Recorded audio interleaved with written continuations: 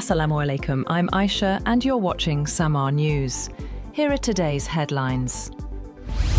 Toppled Venezuelan President Nicolás Maduro has pleaded not guilty in a New York federal court to charges including narco-terrorism and drug trafficking. His wife, Cilia Flores, also entered a not guilty plea. Meanwhile, the UN Security Council debated the legality of the US raid that captured Maduro over the weekend. Russia and China condemned the operation, calling it a violation of international law, as global leaders weighed its implications for regional stability. On the other hand, Switzerland has frozen assets belonging to Nicolás Maduro and 36 of his associates. The Swiss government said the freeze is effective immediately for 4 years, targets potentially illicit funds, and does not affect other members of Venezuela's government. Authorities said any illicit assets would be returned to benefit the Venezuelan people, while urging restraint amid a volatile political situation in Caracas. US President Donald Trump says the United States may launch a second military strike on Venezuela following the capture of President Nicolás Maduro, if remaining members of the administration do not cooperate with his efforts to get the country fixed. Trump's comments to reporters aboard Air Force One raised the possibility of further US military interventions in Latin America, and suggested Colombia and Mexico could also face military action if they do not reduce the flow of illicit drugs to the United States.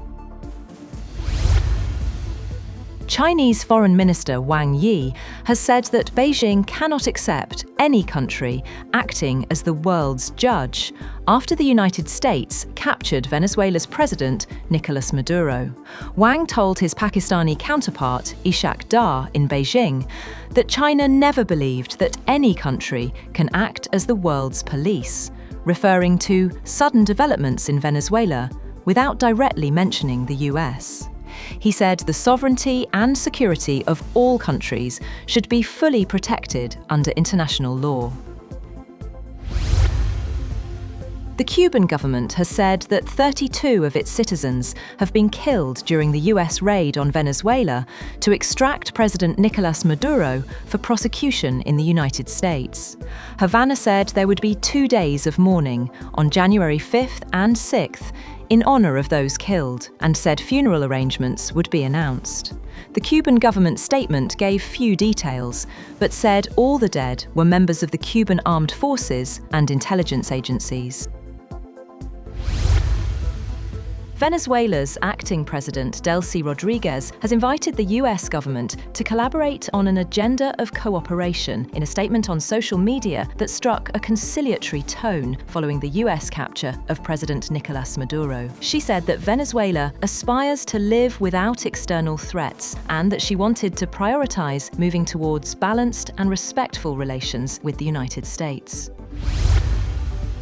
Greenland's leadership has pushed back hard against renewed remarks by US President Donald Trump about acquiring the Arctic island, saying its future cannot be decided by outsiders. The reaction follows a US Special Forces operation that captured Venezuela's President Nicolás Maduro, an action that has raised concerns in Denmark about precedent. Trump, speaking aboard Air Force One, said he would revisit the Greenland issue in the coming weeks. Meanwhile, Greenland's Prime Minister, Jens Frederik Nielsen, has warned that threats and annexation talk have no place between allies.